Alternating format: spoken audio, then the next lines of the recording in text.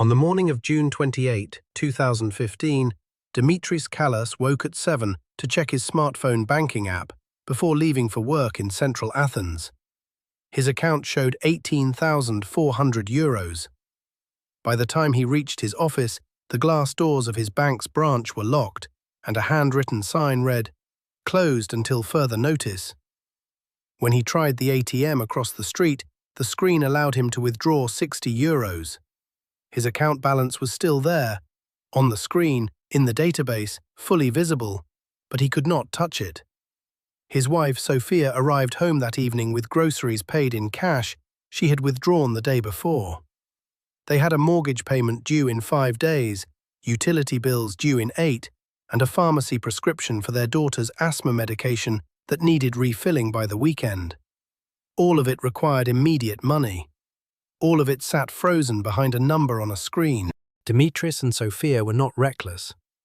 They did everything the modern banking system asked. Salaries deposited electronically, mortgage held with a regulated institution, savings kept in a digital account for safety and convenience. They had no cash stash under the mattress because the entire financial infrastructure promised them they did not need one. By day 7, they were borrowing from neighbors. By day 14, Sofia's brother in Germany was wiring her €200 through Western Union because their bank transfer would take weeks to clear. By day 21, the pharmacy was refusing credit for prescriptions. The €60 daily limit remained until July 20, 3 full weeks. Their full account balance never moved. The banking system froze to preserve itself, and depositors paid the cost of that preservation in real time. And yet, that same morning, across the city, a man named Yiannis opened his taverna, served lunch to farmers and local producers, and felt almost nothing. Same city, same freeze, same 21 days. By the time the banks reopened, one of these two households had lost weeks of access to its own money, and the other had barely noticed the crisis was happening. They held roughly the same amount. The difference was not luck, and it was not income. What happened to Dimitris and Sofia is not a story about Greek politics or European debt negotiations. It is the forensic record of a mechanism that has surfaced in Argentina, in Cyprus, in Iceland, in Uruguay. Under different names, identical structural logic, every time called temporary. By the end of this, the record will show exactly what separated Yiannis from Dimitris. Watch what it was. Here is the first thing most people get wrong about that morning. It did not start that morning. For Dimitris, June 28 was a locked door and a screen that would only give him €60. But the door had been closing for 6 years in a register he never read. Back in 2009, the Greek state owed about €300 billion, more than the whole economy produced in a year and growing after. To ordinary depositors, none of that was visible. Salaries still landed, cards still worked, the branch still opened at 9. What kept it opening was not solvency. It was the European Central Bank quietly lending Greek banks emergency cash month after month so they could keep handing customers money the banks did not actually have. The people who sensed it first were not economists. They were depositors. Through the first half of 2015, more than €40 billion walked out of Greek banks, not in a panic, but steadily. Every week a few thousand more families moving their savings somewhere they could still reach. Dimitris and Sofia were not among them. They trusted the system that promised them they did not need to be. Yiannis never had to decide. His money had never been inside it. By late June, the ECB faced one question: keep funding banks that were bleeding deposits or stop. On June 28, its president, Mario Draghi, said in Frankfurt, "Emergency liquidity can only be provided to solvent institutions." The lending stopped that day. Greek banks had 48 hours before collapse, and Dimitris, asleep, had no idea the decision had already been made for him. Capital controls operate through a simple institutional gate. The database says yes, but the system says no. Here is how the mechanism worked. June 28, 2015. A customer walks up to an Alpha Bank ATM in Athens. The screen prompts for an amount. He enters €500. The system returns a message. Daily limit exceeded. Maximum withdrawal, €60. He re-enters €60. Cash dispenses. The receipt prints. It shows his full balance, €18,400. The money exists. The database confirms it exists, but the system will not release it. The Greek government issued Legislative Act 2015/6/28 that morning. It set the ATM withdrawal limit at €60 per person per day. No exceptions. The Bank of Greece, Greece's central bank, broadcast the decree to every commercial bank in the country. Alpha Bank, Eurobank, National Bank of Greece. All balances remained recorded in the ledgers. No haircut applied. Unlike Cyprus in 2013, which had seized deposits outright, Greece froze access without confiscation. The distinction mattered legally. It did not matter practically. The €60 limit was not set by individual banks.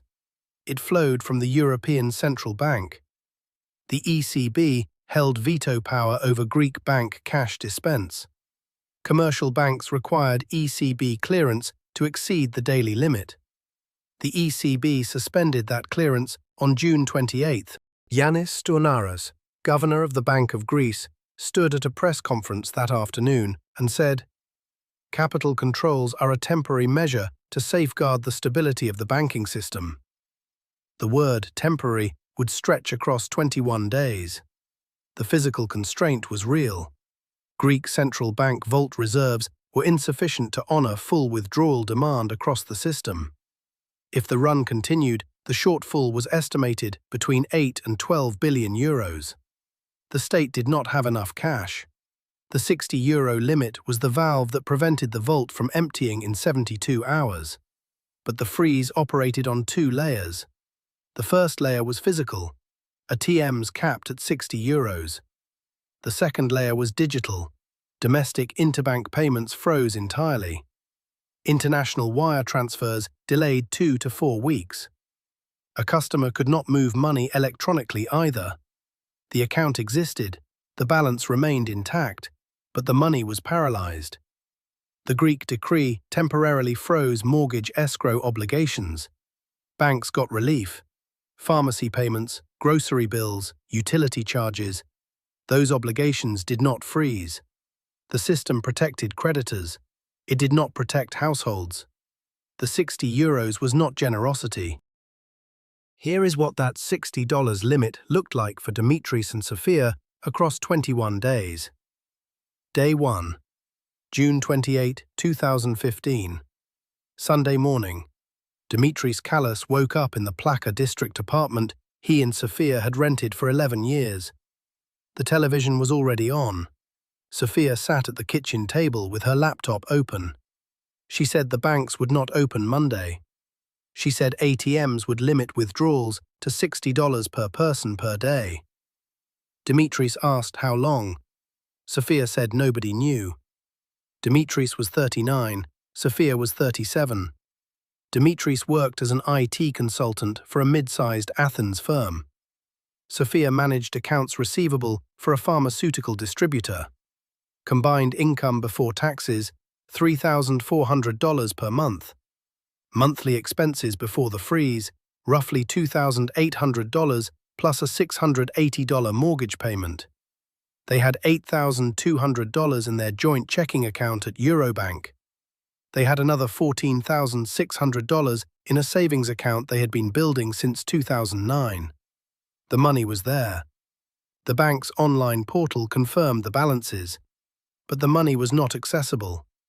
Dimitris made a list: groceries for the week, fuel for the car, Sofia's asthma medication refill due Thursday, electricity bill overdue by 6 days. The list came to $340 if they were careful. 2 people, $60 each per day. That was $120 per day. For the first week they could manage, but the mortgage escrow had been suspended temporarily under the Greek decree. Banks got relief. Pharmacy payments did not freeze. Grocery bills did not freeze. Utility charges did not freeze. Day 3. Dimitris stood in line at the Eurobank ATM on Adrianou Street for 22 minutes. The man ahead of him withdrew $60. Dimitris inserted his card. The screen showed his balance, $8,200. He selected $60. The machine dispensed 3 €20 notes. He walked home. He did not take a receipt. He already knew the number. Day 5. The electricity company sent a disconnection notice. The bill was $160. Overdue by 8 days now.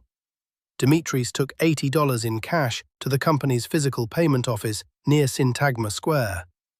He waited in a line of 47 people. When he reached the counter, he paid the minimum to avoid disconnection.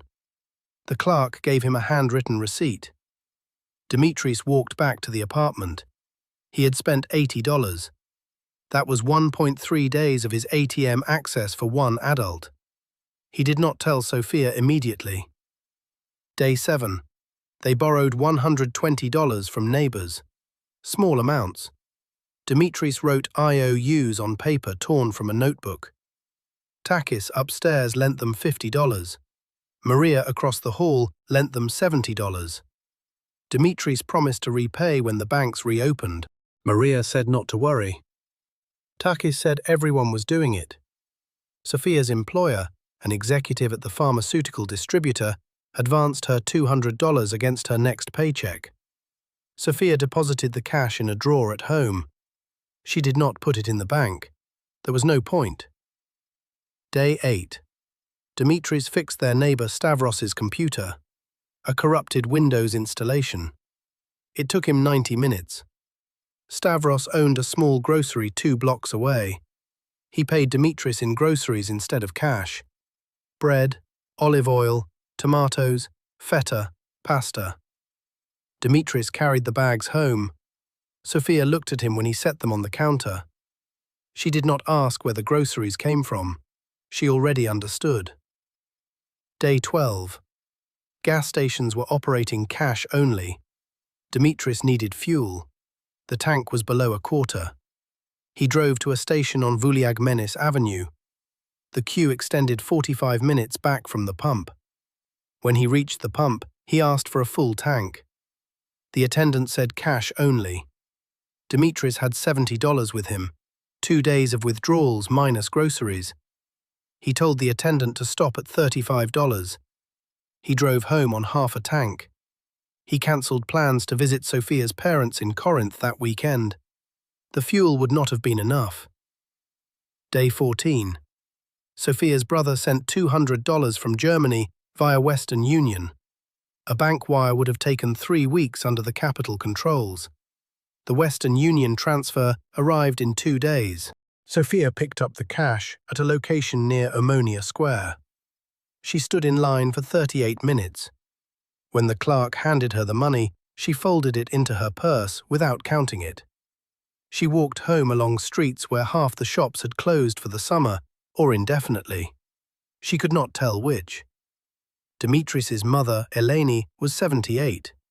Retired schoolteacher, pension deposited electronically. She visited the bank branch on Ermou Street every day to plead for an exception to the $60 limit. The branch manager denied her every day. Dimitris brought her groceries twice a week. Eleni did not ask where he got the cash. She said thank you and set the bags on her kitchen counter and did not open them until he left. Day 18. Sofia went to the pharmacy, Pharmakeo Plaka, 2 blocks from the apartment. She needed her asthma inhaler refilled. The pharmacist said the prescription was ready. Sofia asked if she could pay next week. The pharmacist said no. He said his supplier was demanding cash. He said his credit line at the bank had been frozen since June 28. He said he was sorry. Sofia walked home without the medication. She had 3 days left on her current inhaler. She used it carefully. The landlord knocked on their door that evening. He said he needed July rent early. He said he wanted cash. Dimitris said the rent was not due until the 1st. The landlord said he did not care. He said his own mortgage payment was due and the bank was not being flexible with him the way they were being flexible with the Kallases. Dimitris said no. The landlord said they would discuss it when the banks reopened. He left. Dimitris did not tell Sofia how angry the man had been. Outside Athens, a taverna owner named Yiannis continued serving lunch and dinner to farmers and local producers. Cash only, always had been. His daily receipts did not depend on Eurobank or Alpha Bank or any branch on Syntagma Square. If you think this was unique to Greece, you have not been paying attention. Argentina, Saturday, December 1, 2001. Deposit withdrawals limited to 250 pesos per week, approximately the same magnitude as Athens 14 years later. Over a year, the restrictions ran. $67 billion frozen in accounts that families could see but not spend. By December 23, the government declared default on $93 billion, the largest sovereign default in history at that time. Cyprus, March 2013. Bank closures, withdrawal limits. The same coordinated central bank and government authority, the same framing, temporary liquidity preservation, the same extension beyond initial projections. Iceland, 2008. Capital controls that lasted 9 years, domestic and foreign exchange restrictions, central bank coordination. The playbook runs again. Greece was the 4th deployment in 15 years. Each time the institutional actors claim emergency. Each time they promise temporary measures. Each time the duration exceeds the projection. The names change. The dates shift. The institutional playbook remains identical. Let that sink in. Now here is the mechanism most people miss. Capital controls do not freeze all obligations equally. They freeze the obligations the government can legally suspend and let everything else keep extracting in real time. Recall day 8. The same morning, Dimitris pays €80 cash he can barely spare to keep the electricity on, while Sofia opens an email from the mortgage bank. Subject line, escrow suspended per government decree. 2 creditors, 1 family, opposite treatment. Here is why. The government could suspend the family's obligations to banks. Banks are protected institutions. The central bank holds their liquidity. The finance ministry can bind them with a decree. And mortgage escrow is just a bank-to-bank ledger entry stopped with a signature. But the electricity company is a private vendor. So is the pharmacy. So is the grocery supplier. Capital controls froze the money inside the banking system. They did not freeze the legal duty to pay everyone outside it. The pharmacy could not reach the frozen €2,100 in Dimitris and Sofia's account, but it could still demand cash or refuse the medication. The asymmetry was structural, and it fell entirely on one kind of household, the digital income kind, salary by transfer, pension by wire, every euro of it sitting where the freeze could reach it and the bills could not. So far, we've seen how capital controls froze deposits and asymmetric enforcement trapped digital users. But there is one more layer. Here is the protocol the record documents. First, June 28, 2015. Bank of Greece decree froze euros billions in accounts. ATM limit €60 per day. Duration 21 days. Electronic deposits became inaccessible. The number on the screen stayed intact. The withdrawal window closed. Second, asymmetric enforcement. Mortgage obligations suspended, loan payments restructured. But wage obligations continued. Utility bills accumulated. Pharmacy required cash. Grocery stores required cash. Digital income households hit instant liquidity trap. Obligations to creditors froze. Obligations to suppliers continued. Third, survival determined by wealth form. Cash economy operators, Yiannis, the kiosk vendor, unaffected. Electronic deposit households, Dimitris and Sofia, Eleni, functionally bankrupt despite full nominal balances. €2,100 visible in the account. €60 accessible per day. The difference was everything. 3 paths required the same entry ticket: access to cash before the freeze, or access to informal networks after. The system that survived required its depositors to enter debt chains with family and friends. Day 21, July 20, 2015. Capital controls lifted. Account access restored. Greek banking system remained solvent. No major bank collapses. The mechanism worked. The banking system survived by transferring the cost of its survival onto the people who had trusted it most. Now go back to that first morning. Dimitris, refreshing a banking app that showed €18,400 he could not touch. Yiannis, 3 kilometres away, unlocking a till that owed nothing to any bank. They were not separated by wealth, they held roughly the same. They were not separated by intelligence, or caution, or luck. They were separated by one thing: the form their money took, and where it sat when the system suspended itself. Dimitris had done everything the modern financial system asked of him, and that obedience was precisely what trapped him. Eleni, his mother, did the same, and stood in a branch every morning for 21 days, pleading for €60 of her own pension. Yiannis broke no rule the others followed. He simply held value the freeze could not reach. That is the entire mechanism, not the amount, the form. And it is not Greek, and it is not 2015. It is Argentina 2001, Cyprus 2013, Iceland 2008, Uruguay 2002, and it will wear another country's name the next time it runs. If you want to understand the mechanisms that decide who keeps their money when a financial system suspends itself, before it suspends itself, this channel reconstructs them, one forensic case at a time. No predictions, no advice, just the record of how it has actually worked, every time.